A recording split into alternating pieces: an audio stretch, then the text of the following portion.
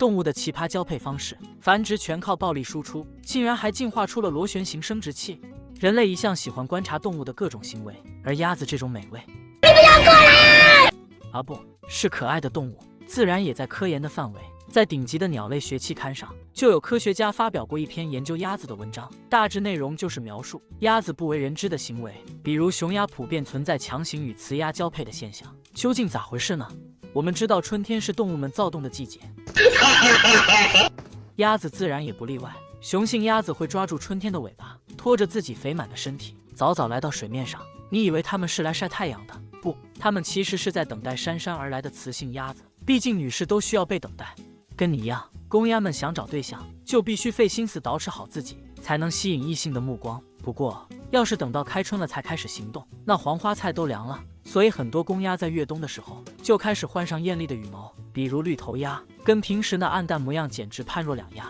你以为光靠外表就可以了吗？不，现代鸭讲究突出优势，像是雄性棕鹰尾鸭就比较注重舞姿的韵律与节奏。公鸭在展示舞姿时，会竖起它那标志性的鹰尾巴，并像孔雀开屏那样尽量张大，不时低下头，用嘴不断地击打胸脯，实现一种自带的 BGM。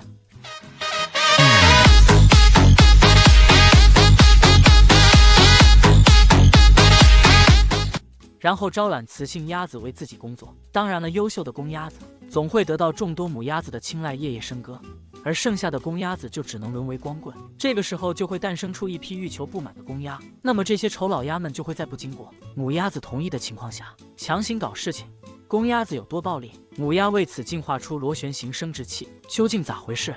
我们说，任何物种从始至终只追求两件事：生存和繁衍，而鸭子的交配却并不是那么中规中矩，甚至非常奇葩。没有配对的屌丝公鸭就会集合起来欺负雌性鸭子，秉持着重鸭食柴火焰高，一切都以传宗接代这种大局考虑的无上法则，用自己的嘴巴死死地按住母鸭的头。母鸭架不住攻击，只能看着自己被蹂躏，如果在水里还会被活活淹死，最终不是被渔民处理掉，就是沦为其他动物的美餐。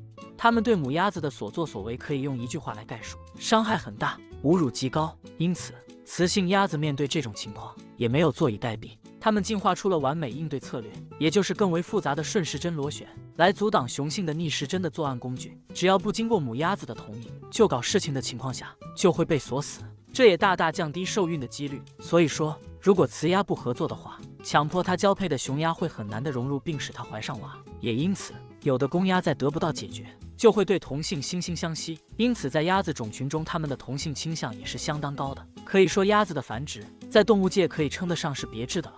鹅与鸭之间也能杂交吗？杂交之后真的会有后代吗？